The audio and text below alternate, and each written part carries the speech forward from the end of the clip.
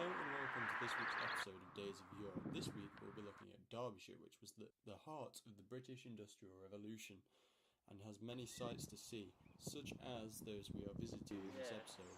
These include the Ambergate Wire Mill, as well as many others. Here we can see the Ambergate Wire Mill surrounded by neighbouring factories. It is situated by the three main routes of transport over the years, whether by train, canal and road, thus allowing it to easily distribute its products from this location. Though when the factory originally opened, the goods were only moved by horse and cart, as none of the above existed yet, but as the company grew, things would change and they would be able to use these means.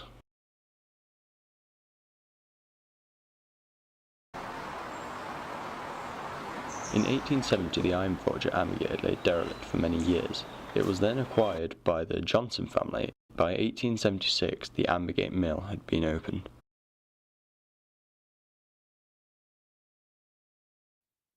There have been a lot of changes at the wire mill over the years, as can be seen from the old photograph on the screen.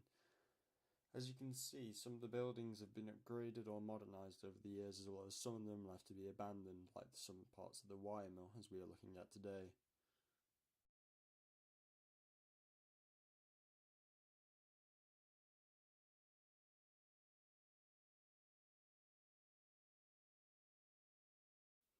You can clearly see how the factories have grown over the years, as well as where new ones have popped up and old ones have been left to ruin. As well as this, you can vaguely see where the houses lay.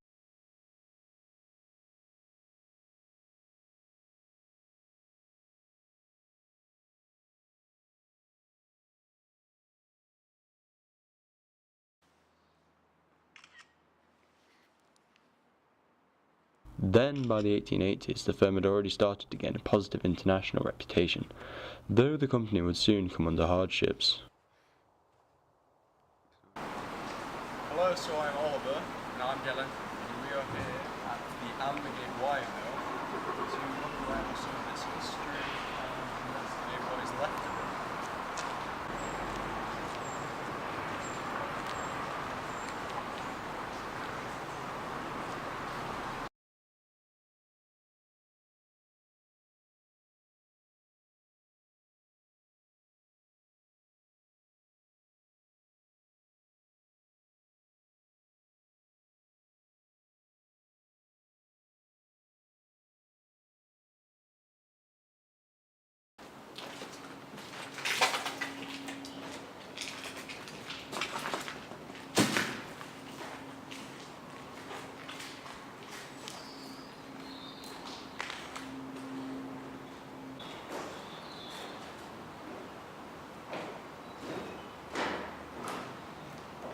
Should we do some movement drills?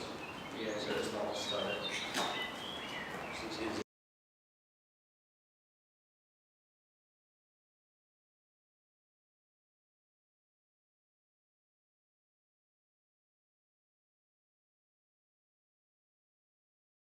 In the early 1900s, the firm was coming under more hardships from ordeals with foreign companies dumping steel into the United Kingdom.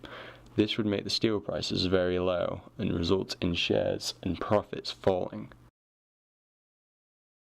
Then the World Wars managed to allow the company to provide steel with less competition due to the people that were dumping the steel were then at war with us, thus they would not sell steel to us.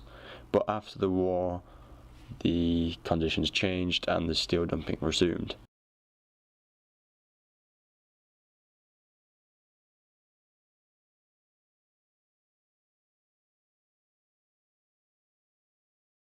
In 1927, the company finally managed to gain rights to a new process of galvanizing steel, which would lead to greater corrosive resistance and make their products second to none in the world, and this new process became known as the Crapo process.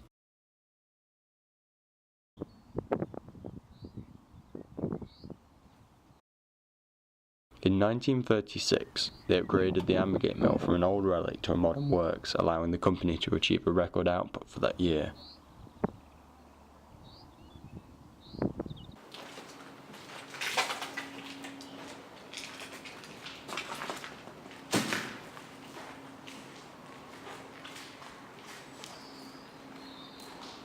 During World War II, the factories were lucky, avoiding all the bombs of the German air campaign, though some of the officers in London were not so lucky.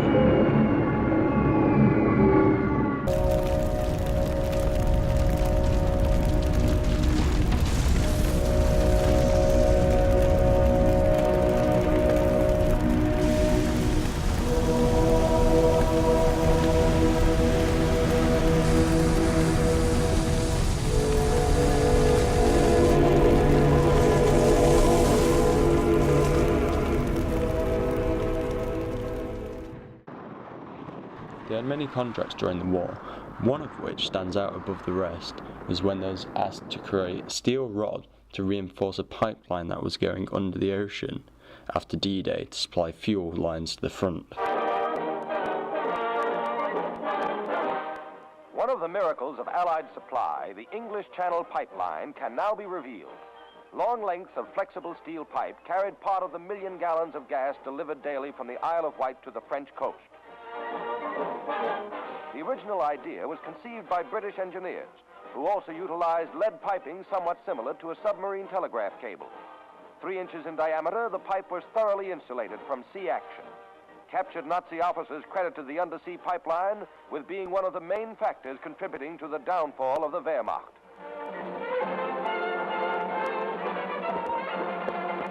Following a test operation, cable ships began paying out the pipe soon after D-Day.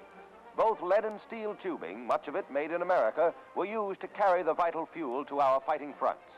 The pipe, wound on huge drums 30 feet in diameter, was released while being towed across the channel.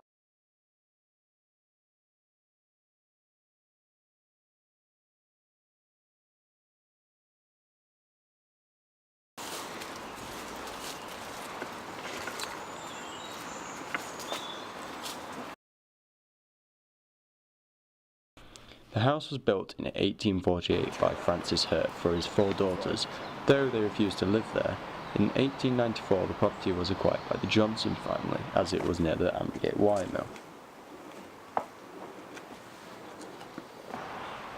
Okay, so we are here at Oakhurst House, and it has been left for about 60 years after falling out of the hands of the Johnson family. It has been left for ruin, mainly.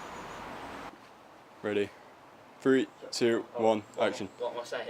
Just say like, for sale, one. So the house is currently for sale for one.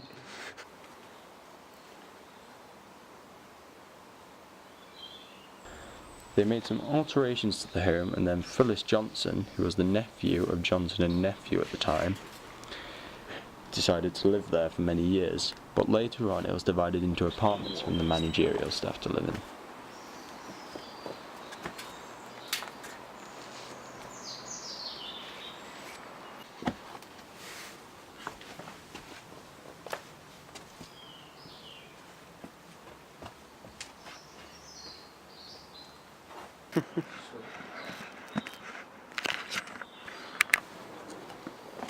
So we're just walking through the house and seeing what there is really left in it, but there isn't much.